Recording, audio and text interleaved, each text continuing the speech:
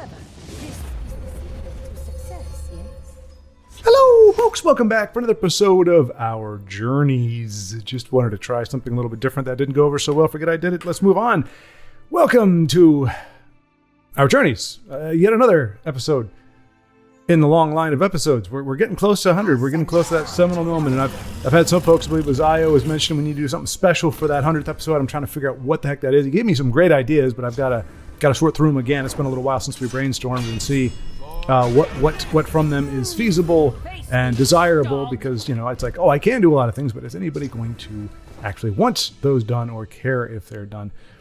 But anyway, that's for another time to consider. We'll push that down there for future Shward to carry about. Right now, it's about right here now. And I'll be honest, folks. I was a little nervous because when I logged in, I got 7 friends. You can see that down in the bottom left corner. In my entire life now, I have 7 friends. All my friends have forsaken me. All the folks that said that they had my back and that they'd go through it thick and thin. You know, that we're buddies till the end. Out of the throngs, the multitudes of people who said such things to me, 7 of them remain. And happily, of those 7, 2 are playing. So we got Aros currently, and I believe it is, Broda is also playing. And then we got Todd Bringer. Excellent. So Todd came in, as we saw, like he was able to close out our last session. He came on. I guess he gets a little bit of a late night start. So hopefully we will have some good games, and by that I mean games that are not played by me for the duration. But we'll take it as we go. If the Jolly Rancher has to jump back in, he will. Rave reviews for him, by the way. Couldn't get enough, is what a lot of folks said. He's just a stellar character, one of the most inspired and inspiring. There were a lot of folks who told me, you know, Mr. Shward, you changed my life. Your Jolly Rancher character just opened my eyes to a whole new way of thinking about TESL and about the world in general. And I'm going to be a better person thanks to you. You know, things like that. I try not to think about it too much. Let it go to my head. Make me think that I'm some grand master of inspiration and,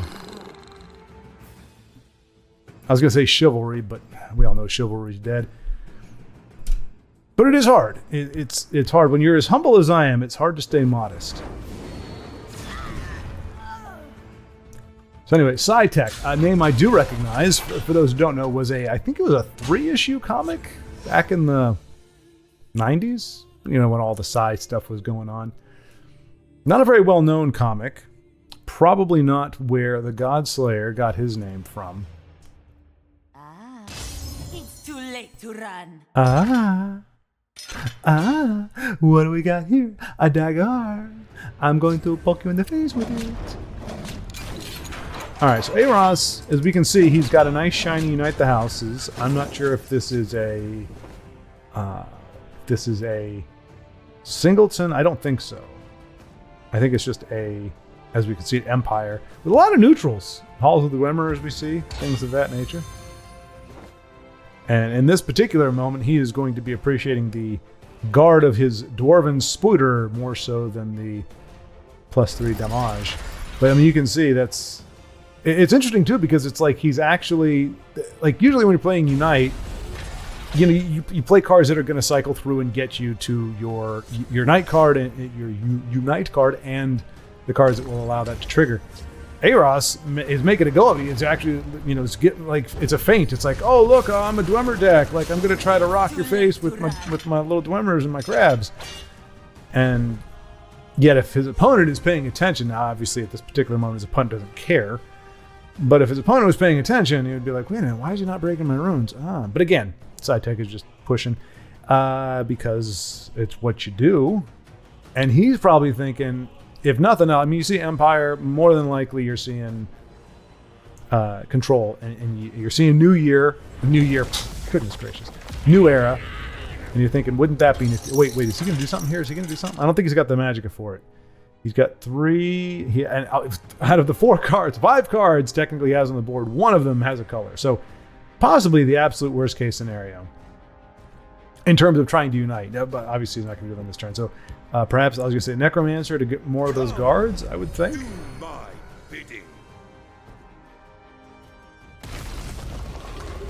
No, he summons the mud crab merchant and I mean, neither one of those is particularly great. Oh well, give it +1 in guard, which is a fine thing, but I don't think I think he may be done for here. You never count Aros out early, but I do think with the 3 Magicka there, he just doesn't have a way to thwart 11 points of damage to his face. I could be wrong. Well fought. Yeah. A hard-fought victory. And one other, I mean, again, it's just crazy the amount of neutrals you end up with on the board in a deck that needs colors. Like, that's the whole thing. You need a tapestry of many colors, and unfortunately, we just happen to queue into what could very well be the worst draw for Aros in the history of the game. So we'll jump on over to Broda and see what he is up to today. The elements are mine to control.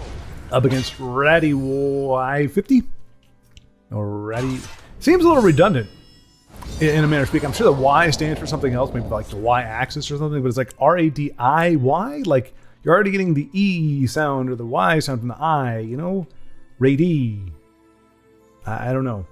Like, you can't pronounce the Y any more than you can the I. Like, once you pronounce the I, you pronounce the Y. So it seems to not be very economical is my point. But as we know from some of our other friends, the etymology for these names goes far deeper than many of us realize, and why it could be Rady or Ratty, and then Y50 is its own thing. It's a family moniker thing. It's an allusion to some sci-fi show where the Y50 is some kind of thing. Like, I'm thinking what is it?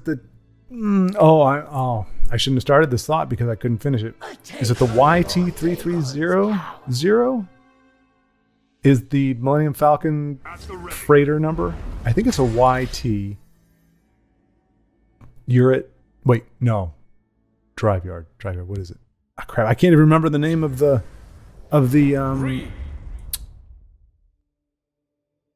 Yeah. Okay. Yeah. I'm just striking out here. But I think it's the YT3300.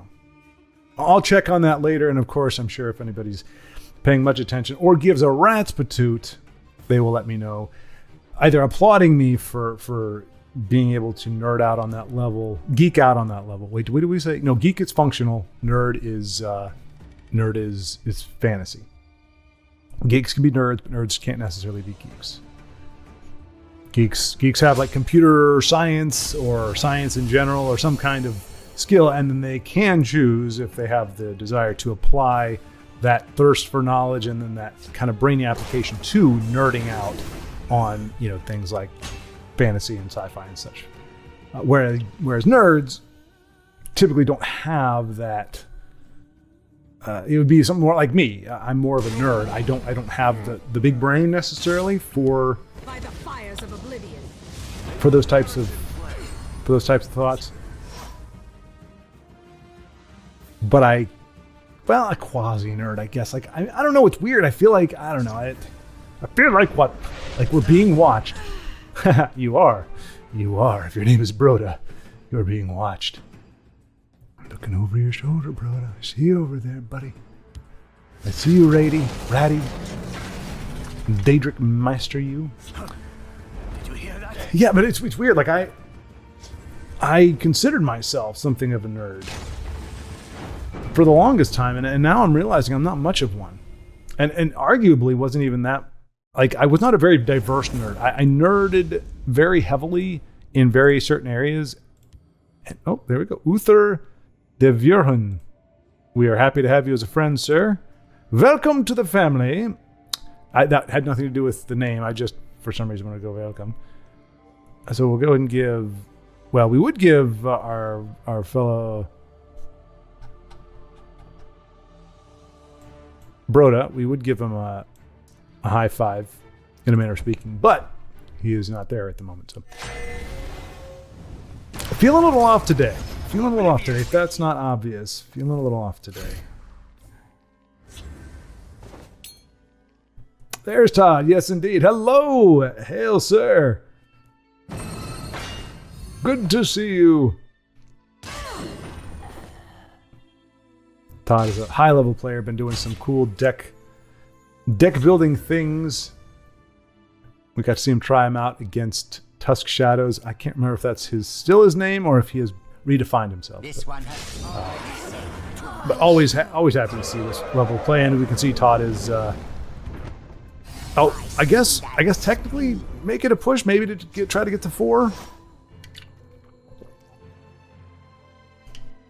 I'll ask him after the game, so as I don't disturb his focus. If he is trying to push into rank 4, I don't want to be the one responsible for throwing off his jam in what could be a crucial gateway game.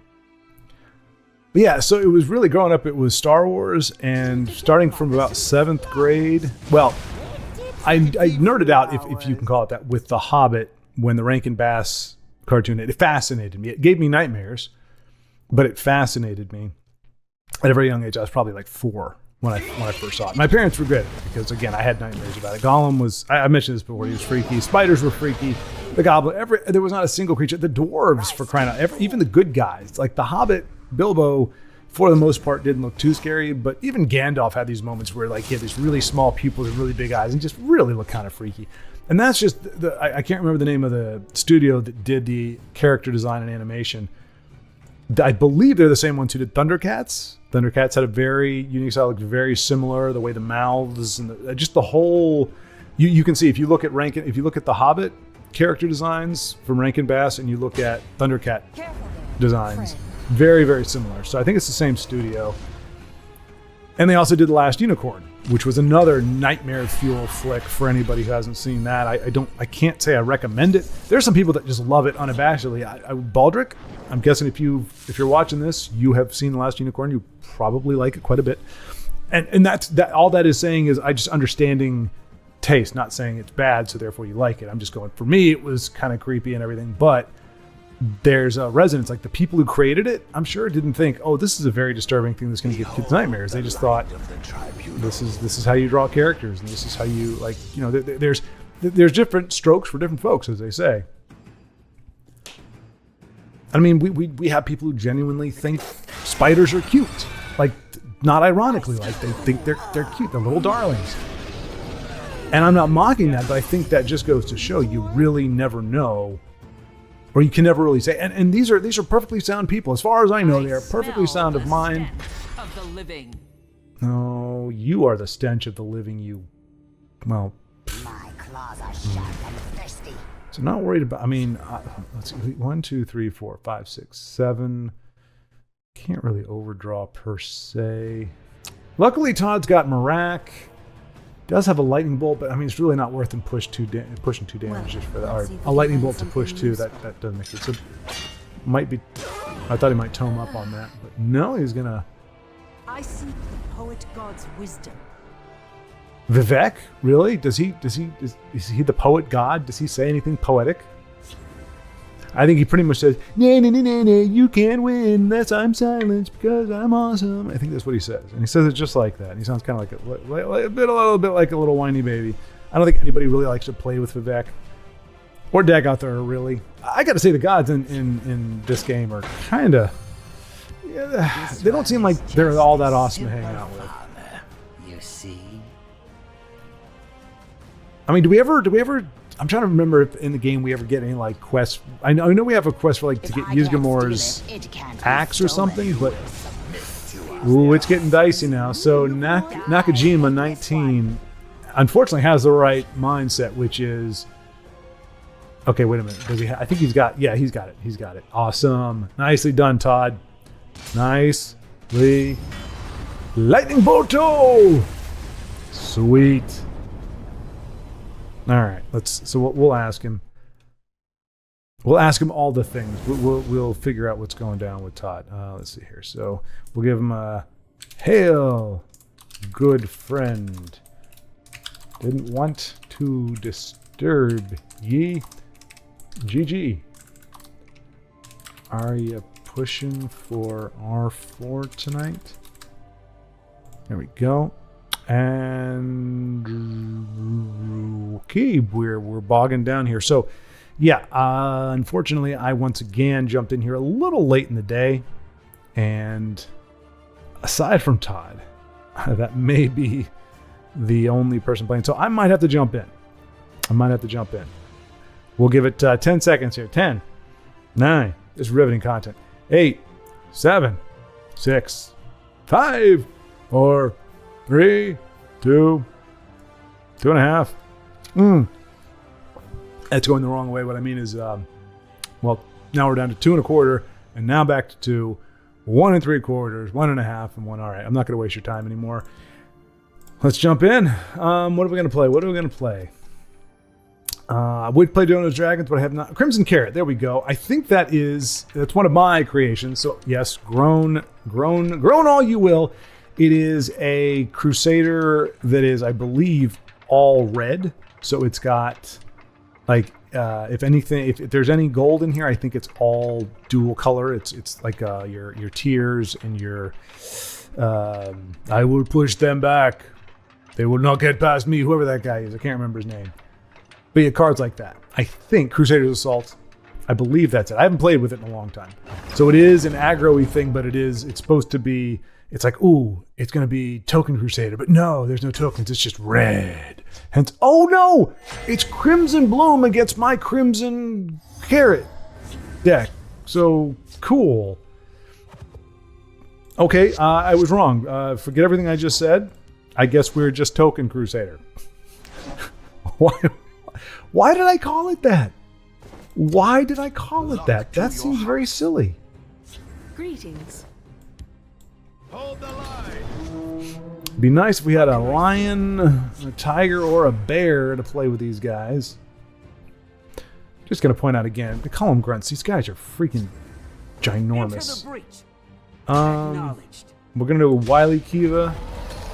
We could do blind. We want to do blind moth when we're about to break a rune. That's the idea. Feeling this guy's gonna get executed. You know, it's so weird. So here, it's a mental game right here, right? If you look at Wily Kiva, it's supposed to be a giant bird. They give you the guide to show the scale of how big the bird is, but because the bird is still technically a bird. Ooh, yes. Is that worth it? Should I be moon moth? Let's go. Fortune favors the bold. Into the breach. And no, it doesn't. We should have played the blind moth, but that's okay. Acknowledged. Blind moth. I mean, the only problem with blind moth, like, he's a good card to have in certain situations. The bummer is, if you're trying to be aggro, you have to deploy him anyway. It's not like you can not. I have no need for eyes. I have no need for. I have seen the Like, so if you see that you're getting a prophecy, you're like, well, okay, now I can't hit face. Hopefully you're only missing 1 or 2 damage out of it, but it's still kind of suck. Now, Reverberating Strike would be a real pain in the moon moth. So hopefully we shall not get smitten with that particular brand of. Oh, let's see what Todd was saying. He wrote us a paragraph there. Thank you. I don't know if I'm going to get there with this deck. Like, it seems to have potential, but almost every deck I face is some form of ramp lethal. Ping play, huge card. I think I'm just going to tinker about. Try again at the start of our next season tomorrow. Garnag seems like a card that would work wonders in what seems to be the current meta, at least pre-legend. Yeah. No, that is what I've heard as well. So you know what we're going to do? Ooh. Stay away. Well, stay away. Stay away. All right, so Ice Storm is going to really punish us hard here.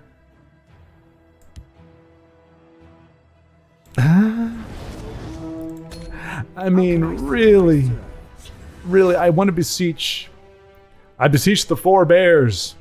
Big bear, little bear, mama bear, daddy bear. I ask you, please, no lightning storms, no ice storms. That's what it was, no ice storms. Or, I mean, lightning bolts are fine. You can nuke one of those guys, but. No, we will Divine Fervor next turn. If we have a board on which to fervor. Screw you, 4 bears. Big 4 bear, little 4 bear. Screw all of you. Screw all of you, 4 bears. No matter what. Ooh. Thank you, East March Crusaders. No matter what. So that's help. That's if you're our opponent. I mean, we haven't really whittled them down that far at all. But if you are playing So many purses. So What is he? little He's time. playing, he can't be playing Unite on this, can he? I mean, I guess he could. Maybe. Steadfast, brothers. Interesting. All right, so here's the question. Do we... I think we just Divine Fervor, right? Chimeric spirit of the You sky, fight guide like us. a child. And second prophecy out of 3. That's fantastic. And another javelin, so we'll go ahead and throw this down. So yeah, good stuff. Good stuff. I mean, hey, the prophecies are in the game. Why not hit as many as you can?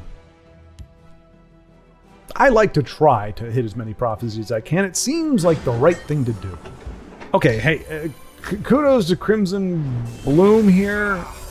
If I'm going to lose to somebody, I'll lose to somebody who's running something like that.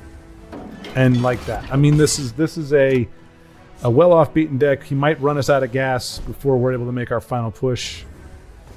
We do not need more defense. So, you know, this would be Nothing like a good battle. one of those reasons why you don't run too much removal.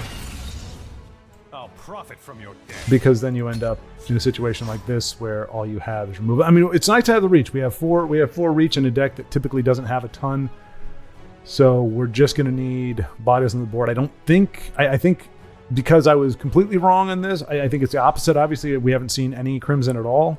I'm going to look at the name of that because it really, I kind of hosed myself by calling it what I did. I really thought I was doing something different. But, I don't think we've got any Chargers. Red is typically the reach for a Crusader like this. And Nothing like a good battle. hey, man. All right, so... Okay, so we'll make that trade there. So we've got 7 damage on the board at the moment. What does this do again? I've never seen... Give a friendly creature -1/-1 and summon a 1/1 reconstruct. Are reconstruction spiders, are those guards? I think they are, aren't they? It seems like a pain in the butt thing for them to be. But whatever, we'll see. We can javelin it because, hey, we've got lots of javelins here. It's a brick. Ba-da-na. Hand. Ba-da-na. Dun-dun-dun-dun. Do the little Muppet dance. Okay, so... Penitus you Weenifus. We can't... I'll break your spirit. For the Emperor. Yeah, no, nothing for you to grab there. Yeah, I'm trying to save javelins for guards and things of that nature. Sheogorath will bleed. So like that. So is this a... Okay, so he's gonna do the thing. Okay, so I mean I haven't seen this deck in a long time.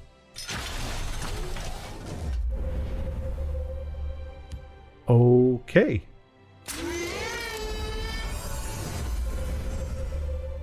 Okay. And now you see why I kept on to both of those piercing javelins. Wow. I'll break your spirit. Seems like a bit of a high roll here, but that's... Oh, goodness gracious. Is that going to win us the game? I don't think so. Because we can't play him yet. No. All right, so the good news is if he kills our guy, our 3/3, we get a card. Bad news is we are out of javelins. Okay, so we may have come to a grinding halt there. That was a really big... Wow. Okay, yeah, you gotta hand it to our opponent for playing a very off the beaten path deck, and I don't know. I mean, I've tried to play these kind of decks before, and I can never get the right pieces. So I guess we're just those lucky guys who are... Okay, that's not the worst thing in the world. Okay, is that... No, you can do more. Not a guard. Okay, so we got... No. Oh, for crying out loud, it's a guard. It's a guard dog. On my master. Oh my gosh. Well... That looks like the game, folks. Yep. Crap and a cracker. And yeah, because he's got that there. So, I mean, we're just... I mean, does he have 15? I mean... No quarter. Unfortunately, he's just dead to this, and he's going to drain. So that last card, man, holy cow. But like I said, if we're going to lose to somebody, might as well. So there's the two sides. Part of me, initially I was going, hey, this is really cool, like off the beaten path. Then it was like, oh crap, this is RNG abuse of the worst kind. And then it's like, wow, like super high rolls. But, so it's the, I feel like I'm the 1 in 10 that this guy's going to beat with this deck. Okay. We'll give him a good game, and that just got obnoxious. I bow to your victory. I mean, I have a threshold, but it just gets toppled. But anyway, I mean, so yeah, like I said, they're cool decks to play against. At the same time, when you go, okay, this is a meme out the wazoo, there's no way that this person just wins with this. So Crimson Carrot, yeah, it's a misnomer. It is a misnomer. That is not. Oh, yeah, yeah, man. I need to learn how to RNG like that. Yep. All right. So luckily that held us out for enough time. So you got to see a cool deck, wasn't mine. You got to see a cool deck do some cool things, and RNG just run circles around my poor beleaguered tiny forces. I mean, I applaud myself. I sat on those javelins. I smell the Which stench sounds like it would be a of the painful living. thing. I grant you that. The way I phrase that, it sounds very, very painful. However, that's not what I meant. Oh, Jack Fansil is at number 8. Wow. So, we know for a while there, I think for like 5 or 6 days in a row, we had Endozoa, who was almost always number 1. I was number 1. That's a good one. I keep thinking of great lines from movies to have like pop up on the screen, like something like this. What is it right here? I lurk in the Yeah. Oh, well, that's kind of what I was talking about, but not exactly. Oh, wait, no, you couldn't see that. Wait, could you? No, because it's not recording there. Never mind. You saw nothing. You saw nothing because that's just for streaming. So forget that I said or did anything whatsoever. But, back in the day when I would take 3 or 4 hours to edit one of these videos, I was doing all kinds of transition stuff, and which is fine. If you're doing one a week, if I was doing a video a week, I could be doing goofy things like that. But there's just no way if you're doing it, even 2 videos a week, it's too much of a time suck, and the payoff isn't all that great. But like there's that great line from Assassins with Antonio Banderas. He's like, "I want to be number 1," or "I was going to be number 1." Anyway, maybe it wasn't that great. Maybe I made it really awesome in my head, and it just is not awesome at all.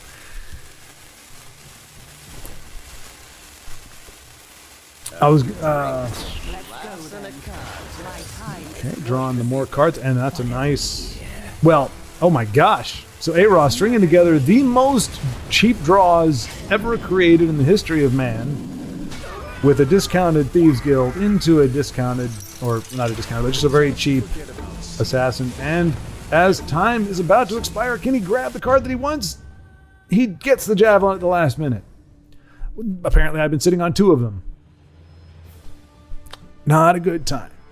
But yeah, the self-control. I was like, hey, and they paid off because that Auroran Sentry that we nuked, it heals for whatever damage you do it. So if we try to do anything, it's almost like what's her face? Who's that guy with the goofy hat? Dark Seducer. It's kind of like her. You hit him and he heals you for that much. And then obviously the other one was in the guard. I mean, all we needed was for him not to get Barbas and then not to get. Well, I don't think we could have won even if he didn't get Aspect, but that was kind of rambunctious.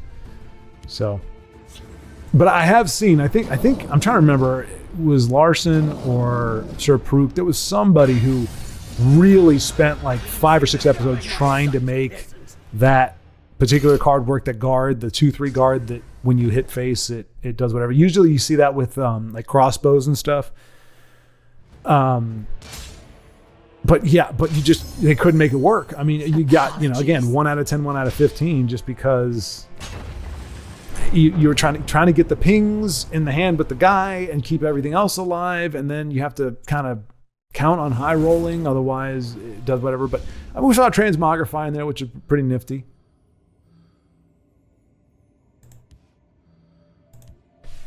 But I don't know how that works in a deck where you're not, I mean, not how it works, but for real, or these decks that run 100 cards but still somehow outdraw my 52 mid-range. Yeah.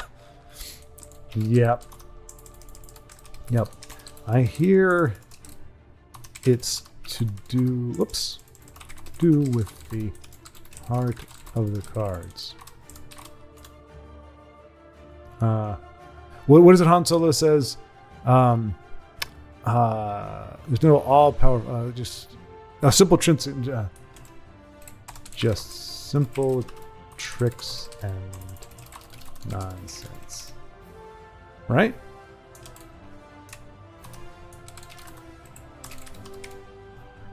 I think he said it's all just a lot of, all just.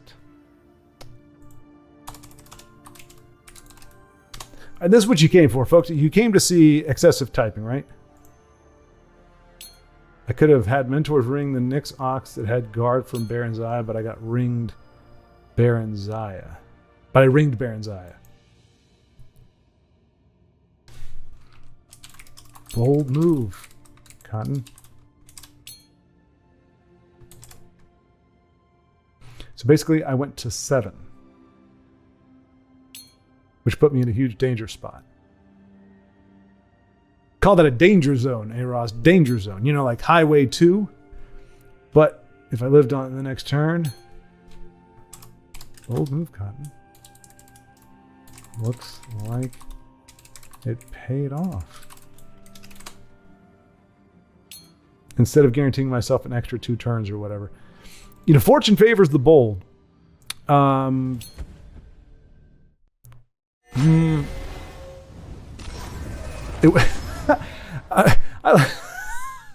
love A-Roz. Super ballsy, man. Like that's usually something you say about somebody else. Is like, man, yeah, I really took a risk. Super ballsy of me. Like, I'm incredibly. Oh boy, oh boy. How dare you steal my friend's Ebon Heart? But I figured he already played 3 buffs in Eraser. And Todd Bringer. See, I'm not the only one who does concede efficiency. You could say that was hyper efficient. This episode is sponsored in small part by the Legendary Remnant Discord. Come check out the Legendary Remnant Discord where there is fun for the whole family. Well, the entire family that plays TESL. If you don't play TESL, then you probably aren't going to enjoy a heck of a lot of it. But hey, we've got plenty of folks on TESL who are bringing their kids into it. Not necessarily on the Discord, but just in general. So you can bring part of the family in or whatever. Just, you know, you always are the most popular person when you try to pressure people into doing the things that you like to do. That's usually the way that works. And the Legendary Remnant Discord is going to help you do that. So I just have torpedoed this entire spiel. But anyway, let's get to the real sponsor of this game because there's nothing awkward about that. It is a card brought to us by the brilliant mind of Beaterus. Beaterus is bringing us shouts, fresh and alterations of existing shouts like the one we're going to see here today. So behold, I give you the updated, the new and improved Fire Breath. It is an action. It is an existing shout. But in this version, it is deal 3 damage to a creature in the first level.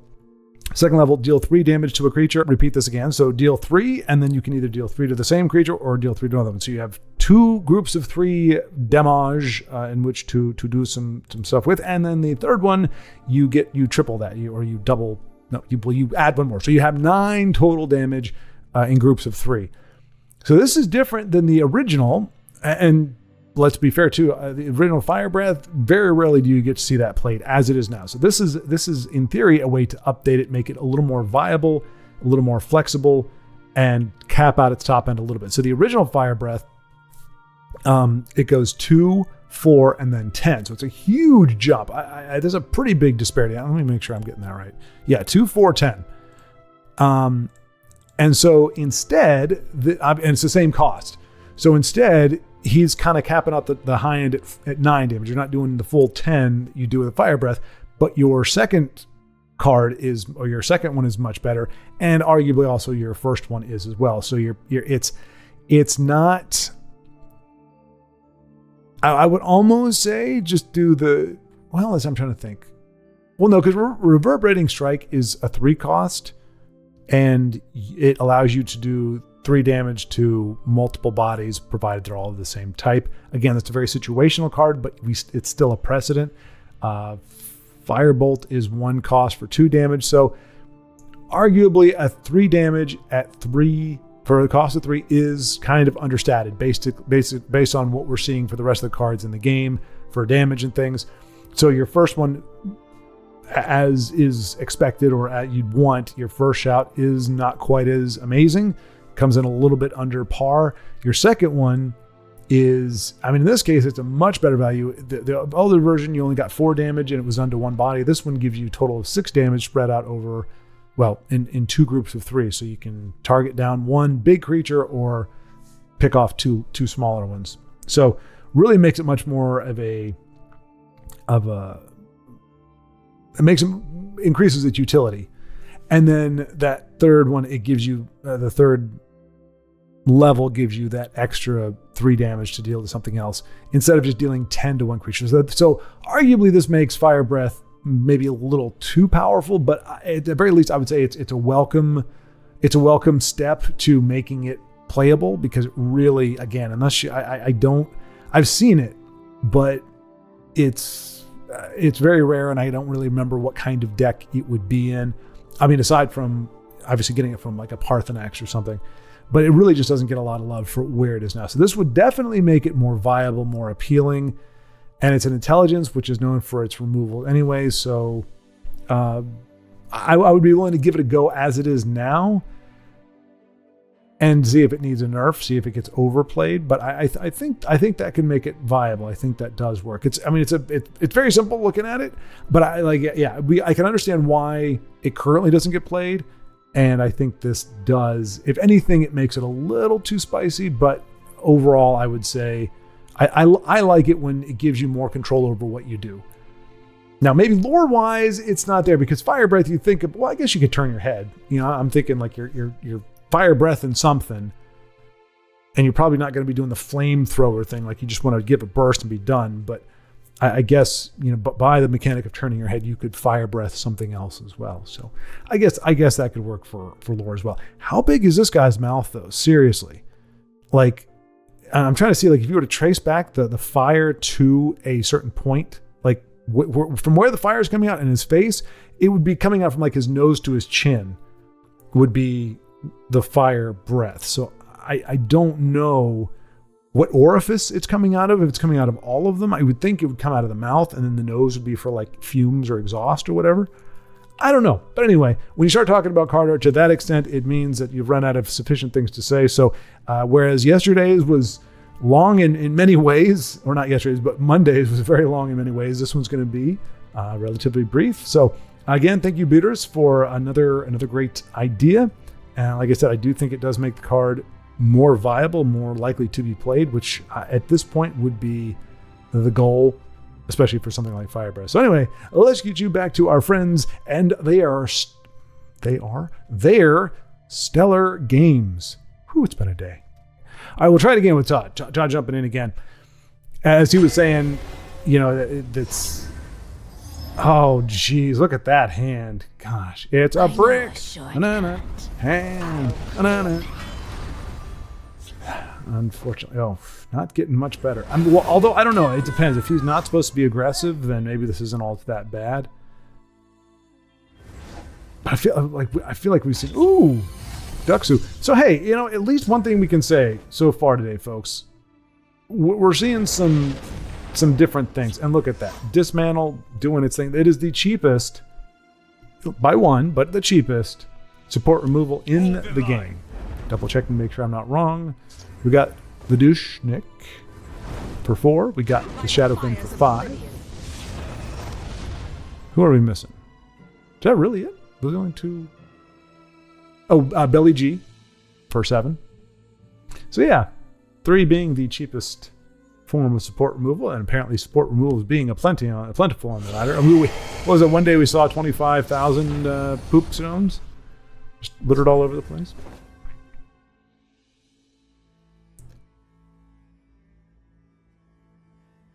Yeah, Todd saying that Garnag would be a good card in this particular meta, and as Io and Aros would essentially agree, but take it one step further, he's good in any meta, really. But it's interesting too, though, if you play him and you're not aggressive, he is hamstringing you a little bit as well. You know, if you're mid range and you're trying to put some big bodies out to make those trades, as we mid range folks like to do, you kind of get a little screwed by old Garnag. Let none defile our temple.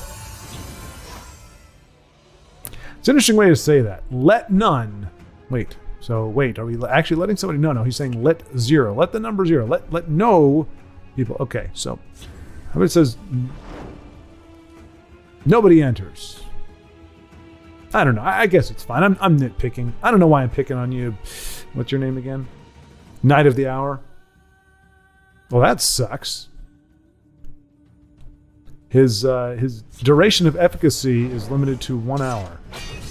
Don't underestimate me. There you go. Didn't even make it an hour. Didn't even make it a turn.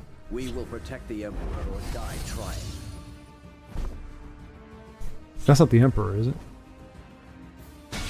I don't think so. No, I think that's an assassin. You say that?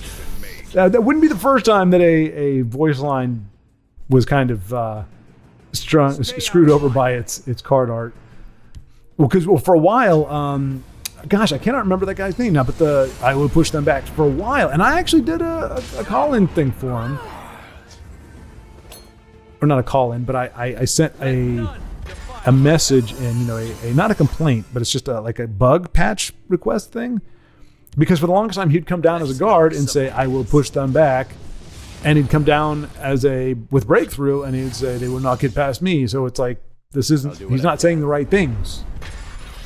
He's talking like a guard when he's trying to attack. So try to get that fixed. But it'd be funny, it's like, protect the Emperor, die trying, and the Emperor is laying dead at his feet. It's like, oops. Oh. So Todd's in a bit of a pickle here, just because his opponent's going to has ramped quite a bit, and if he's able to get that 3/3 off the board at any point in the next, without it being silenced, I smell the stench. he's got a ton of cards and a ton of magic. Never a good combination for your opponent to have. So we might see another concession from Todd. And this game was kind of going sideways from the beginning. He had the two disassembles, the gavel. He did have a Daggerfall Mage, but really not a whole lot going there. This reminds me of my game from Monday, where it's kind of like the cat scooting his butt across the floor, where it's like there's not a lot going on. The only thing I will say is it looks like Duxu is kind of building to something. Like he's got some momentum. Again, we know he's got the cards. Todd, boy, just got to spend a little more time practicing your draw. You know, I know it's a difficult. It's a difficult. Nobody wants to practice draw. Nobody wants to practice their RNG manipulation. But we really need to, as TESL players, it behooves us to practice drawing, top decking the right thing, and cultivating the correct RNG. Wow. Is this okay? I had to double check. Would not be the first time that I think we're looking at a regular game, and this is actually an arena game, but this is a regular game. We are seeing Duxu is just playing Motley as one of the cards. We can see as Toddbringer had those two support removals, they were not enough. The one isn't the worst, but I mean that really can be. I don't think. Oh, jeez. Yeah, this might be. This is where I would concede. I'm not saying that Todd should. I'm saying this is where I would. It looks like Todd's gonna run it out, and there's Poopstone. I mean, this guy is like 90% supports. Okay, and that's why. That is why. And again, just PSA, folks. I mean, I hate to say this because, you know, I don't want to encourage people to play Poopstone, but if you are playing Poopstone, wait and see if you get charge. Now, maybe he didn't want to charge, but I'm guessing the way he's been going, he would very much want, and that is a nice bit of RNG for him as well. So Todd's getting the business just as bad as I did, probably worse actually. My guy kind of squeaked through by the skin of his teeth. We had him down to 7, and he was able to get some guards at the last minute. But Todd is just getting all kinds of, man. Yeah, my friend, I think you got it worse than I did. I will let him know. Yikes. Deep. I think you got it worse than I did. Yeah, that was brutal. Oh, I think we've yet to get, oh no, he's Gazira. I love that name though.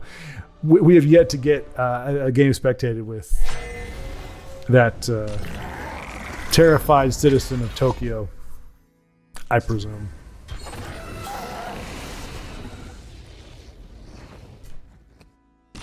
Right? Godzilla attacks Tokyo, right? That's his thing? That's typically what he attacks? I think he attacks a lot of stuff, right? He's an equal opportunity, but it's usually, I think, in the Pacific is his usual, whatever he's attacking, it's somewhere over there. I don't think he's ever Godzilla does Manhattan or Godzilla goes for Paris. Simple tricks and nonsense, indeed. Yeah. I mean, that was just overwhelming support. Hey, overwhelming support. But I mean, that's the problem that I have when people say, "Oh, just run support removal." I think, you know, you'd be hard put to argue that you'd want to have more than 2 support removals in your hand at any given time.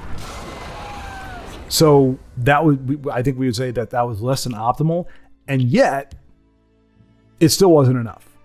Like, you could run, if you're running, if you're like in Warrior colors, you can run all the support removal that is in the game, and unless that's all you have in your hand, which is also not a good thing, you're not going to be able to get those forward camp type support decks.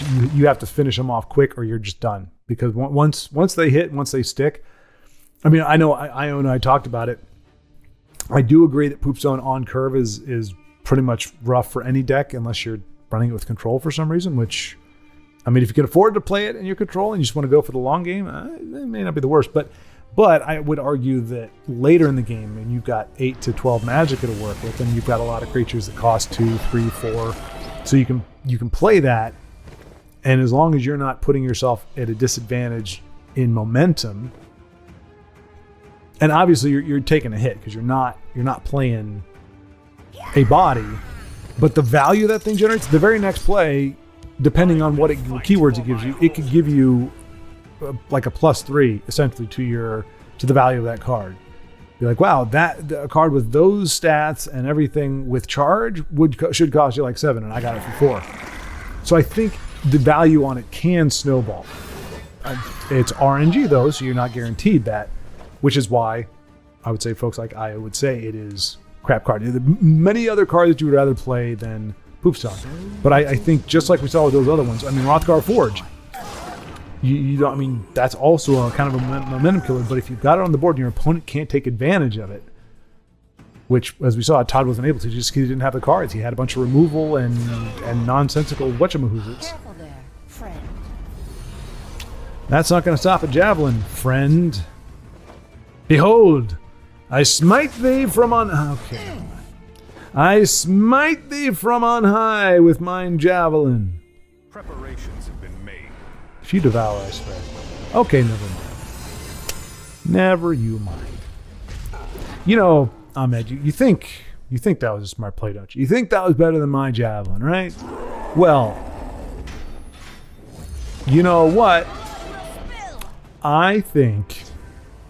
on occasion, I think, but not very often. There, okay, there, exactly. That's exactly what I was saying to do, and he finally did it, and you saw what happened. See, well done, Ahmed. You somehow heeded my call. We're on the same page. You're learning to play like a true champion. Like myself. As Eros would say, a very ballsy player. Myself, I am. that is trippy. I mean, look, when you're as good as he is, you deserve that. And he's not an arrogant guy. So that's why I'm making fun of it. If he actually had kind of a little bit of an ego, at least as far as I could tell, I wouldn't joke about that. That's, a lot of, it's a truism that people say, and a lot of people kind of wrinkle their noses at it. But I think it makes a lot of sense. You make fun of somebody when that thing, like, I mean, if you're like doing stand-up or something, you don't want it because you want things to be true. You make jokes and you make observations that are true because that's what makes people laugh. But if you're like trying to bust on your friend, you're not going to be like, you're not going to make fun of them in a way that actually makes fun of something that is really wrong. I mean, unless you're really good friends. If you're really good friends, maybe you can bust on them for that too, because then it's like it's a joke or a jab, but it's also really cool because you're showing like that's how well you know each other. But on the whole, if you're trying to mess around with somebody, you're not going to make fun of something that is an actual deficit of theirs. So if I had a friend who I thought was kind of arrogant, I wouldn't be joking him about being arrogant. Nicely done. And if I have a friend who's truly ugly by what would be considered moderate standards, I wouldn't joke that friend about being ugly. I would joke a friend. I actually worked with the guy. You guys may have seen it on With My Own Eyes or what was originally busted. I remember he doesn't look like the guy, but I just remember I can't remember his name now. Actually, the actor. I'm blanking on his name. But when I met the guy, I was like, he's freaking Captain America. He kind of had a little bit of the jawline, had the hair. He was big. Like you can't really tell, but I mean, he's a pretty big dude. And I had an inch or two on me. So he's like 6'3", 6'4". Worthy contest. Careful there, friend. And You're too kind. and I was like, yeah, I just kept calling him Captain America because he just kind of had that look about him. Michael, that was his name, Michael Haskins, a lawyer. Randomly enough, like he was a lawyer who wanted to get into acting, and I thought he did a pretty good job. I didn't direct him very well, but I thought he did pretty good. But anyway, the bottom line is like I could joke with him about him being ugly because I think like there's no way in heck you think the guy's ugly. I don't know. Is that weird? Honestly, I don't actually think about the jokes all that often.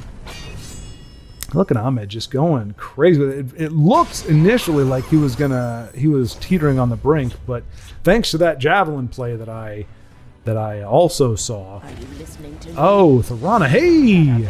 Rave, look, it's your auntie. Your favorite auntie. This was a worthy contest. I bow to your victory. And we're not only we've seen some dynamic and interesting decks in this, we are seeing a lot of conceit efficiency. People that aren't looking to run the clock out. Yeah, really. All right, Ahmed, we'll give you the GG. Nice turn around there. Dicey for a moment, but you brought it together. And speaking of IO, excellent. Thank you, IO. Thank you all. Like, hey, it's not about how many friends you have, it's about the ones that show up. You know what I'm saying? So we are seeing the first appearance of Invade, which, I mean, honestly, we've gone entire days, even weeks without seeing Invade. So it was indeed a good match. Yes, indeed.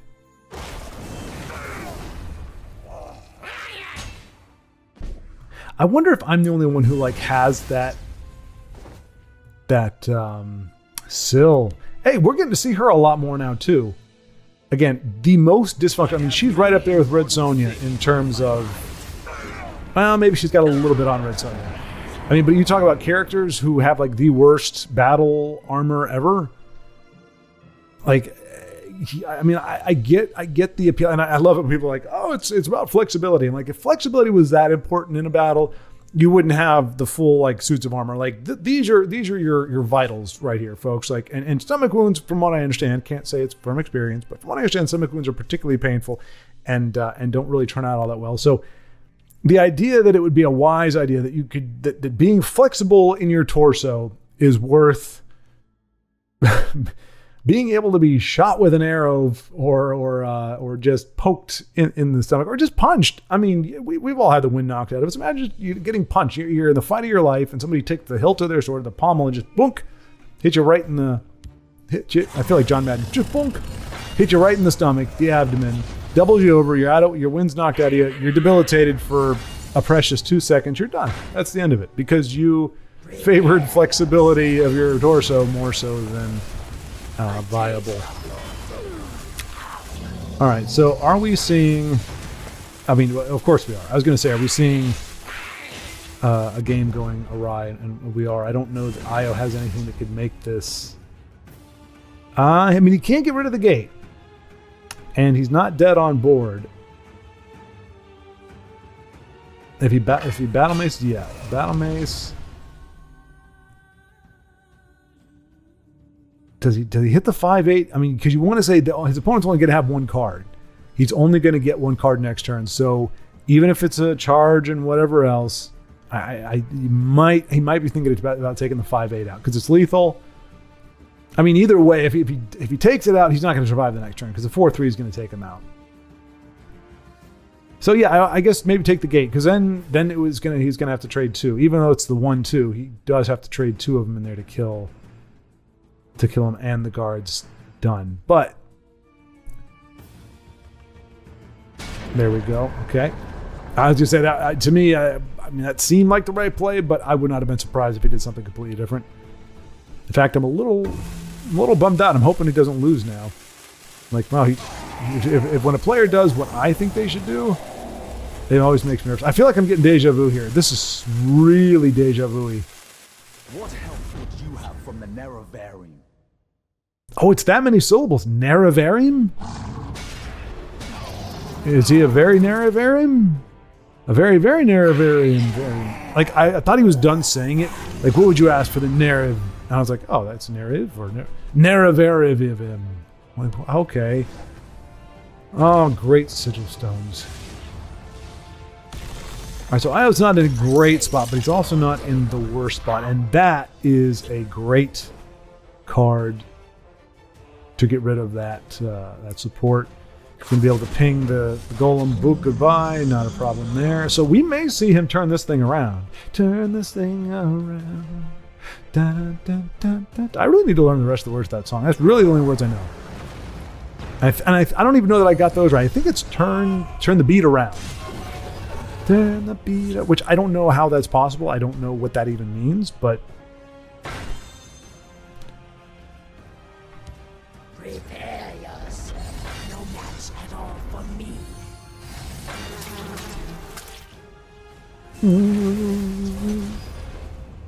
all right. So takes the gate out.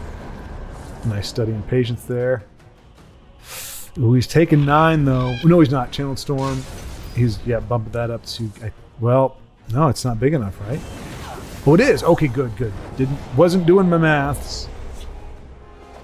Oh, Belly G, good card, but not in this situation. He might just get run down. See him, he's rank number 10 though. Rank number 10.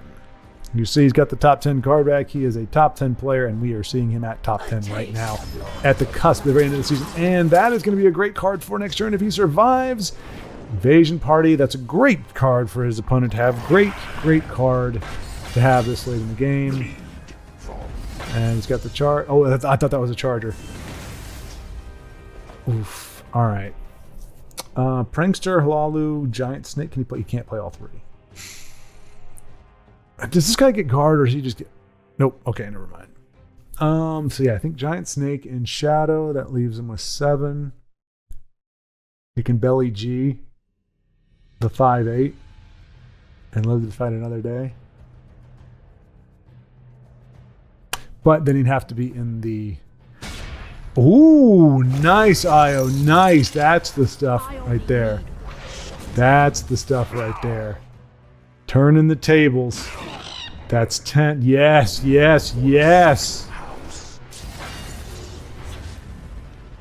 All right.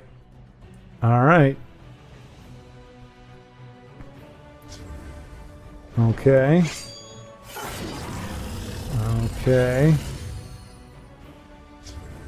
Wow, and just 7-9 doesn't have enough, and I think he's just gonna. Well, he trades there.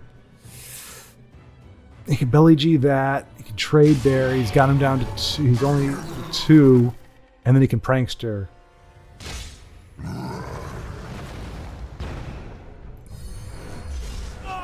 Oh, even better! Even better! Io, you brilliant mind, you. Look at you go. Let's just hope that gate does not get... Don't do it. Okay. Okay, one keyword. Oh, you! Chandler Bing! I hate you. And of course, it's getting all of it. And that's just the way it is. All right, so wait, that's 10. I think this is it. I think this is it. He fought well, but I mean, just it's the value, folks. It's the value. Every single card King of Games played did multiple things, and you really can't. And again, 75 card deck, and you got all that removal. Did he really? Hang on a second. Did he? I'll have to ask him. So I see 12. Oh, and his health gain. Yeah. So yeah, everything he just played in that left lane. The last 3 cards that he had were enough to do it. Yep. So yeah. But you know what? New leaf, turn it over. It's a deck. It's played by people. And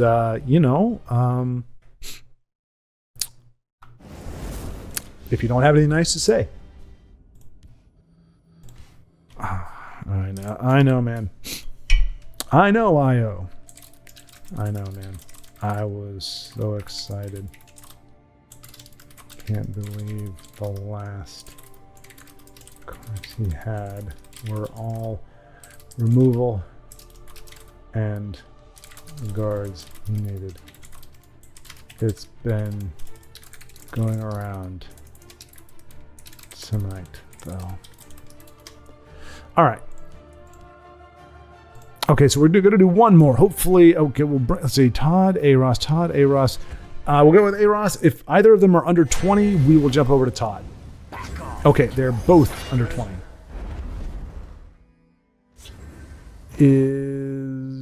So yeah, my word is not worth the damn because I now I'm like kind of want to see how this game turns out. Mutagem. Also because I'm pretty sure I know Mutagem. Well, I don't know Mutagem, but I'm familiar with the name. I've seen the name before.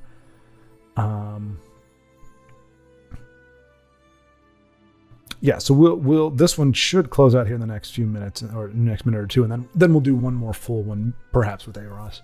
We'll see. I just don't want to end on a loss if we can avoid it. If it's me, I mean that's just what we got to do. But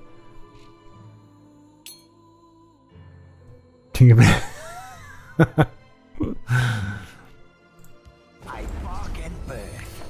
that was back in 2015 before he shoaled his shoal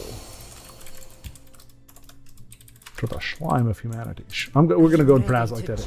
Slime humanity. I don't know if you'll get the reference or not. If you give it the Sean Connery you'd like to think. Till he shoaled his shoal to the slime of humanity.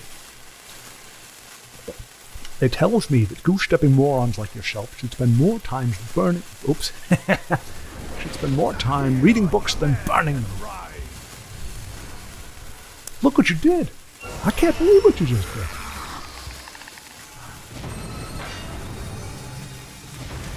And that, folks, is how...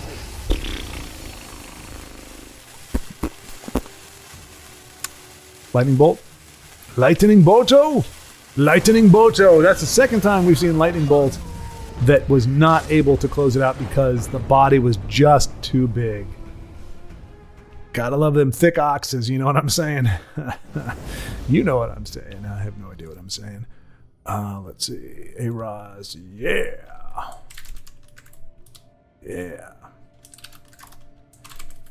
Thick Ox gets it done. All right, and now... Oh, wait. Oh, no! Who did I send that to?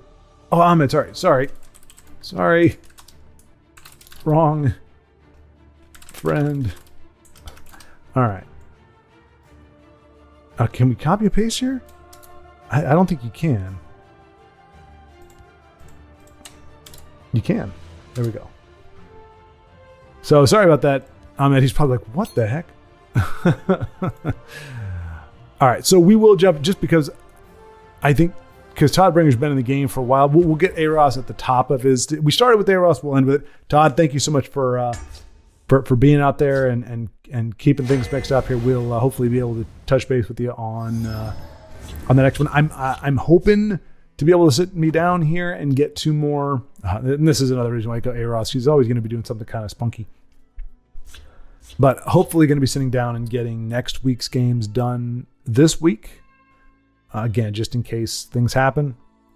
Today I sat down to do some stuff and the internet just, I don't know what it is with this computer.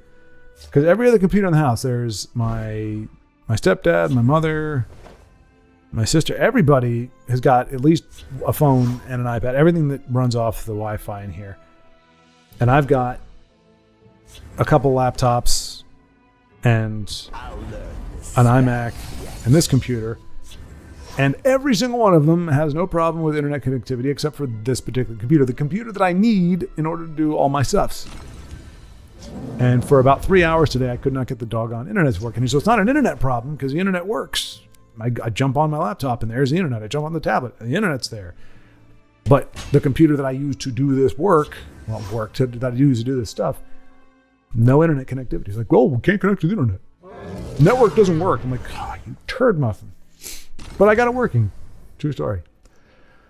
All right, so it's probably GMAP, but because I'm gonna say it's Gimbop. That's the name, Gimbop, or Kimbop as it's often pronounced. It really threw me off. It's a role typically with like bulgogi and some other little things in there, Korean type thing. I've mentioned it before, but I was looking for Gimbop because the first time that I had it back in Newport News, Virginia, that was what it was called on the menu. And so I just was like, I need to remember this because I really like this stuff. But I've since found out that Romanization pronounces it Kimbop. So if you don't see Gimbop on the menu, it may be K. Luckily, I mean, they're right now, G and K are pretty close to each other.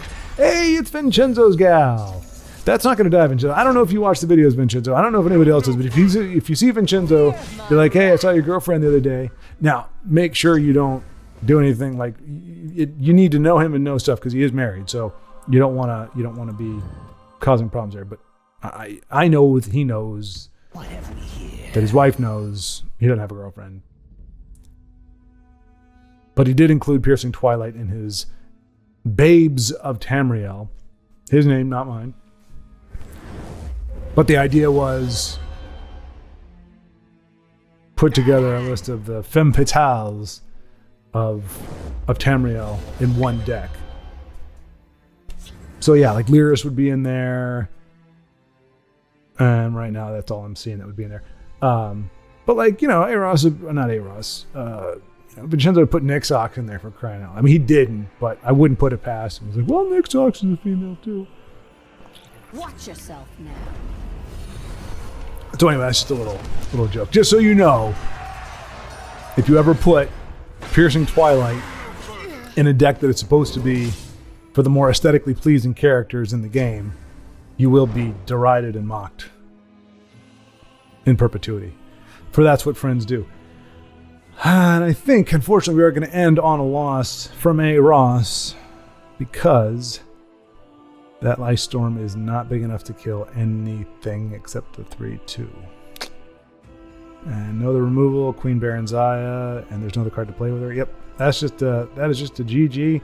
GMAP was able to do something. Probably might have taken him a bit by surprise, just because you don't typically see a lot of mid-range Tribunal. I know that Brave put one together. I tried to do one. The victory is yours. I see. I like that avatar sheet. Because some of them are just like this, like, oh, I concede to your prowess, or oh, you've bested me. I'm such a wimp. like all these different Pythons, I like that one where it's kind of like this begrudging, like, fine, the battle is yours, screw you. You know, it's kind of a defiant thing. I like that. That's kind of how you feel when you get a loss. Like, all right, fine, whatever. But in any case, I don't think we've got any more comments. Beatrice. I'm maybe talking about the card. I think. Oh, let me ask him real quick. Anyway, I'm going to ask him a question, but I don't want to keep you all on the line while I'm doing that. So anyway, thank you all so much for watching. And until next time, keep playing.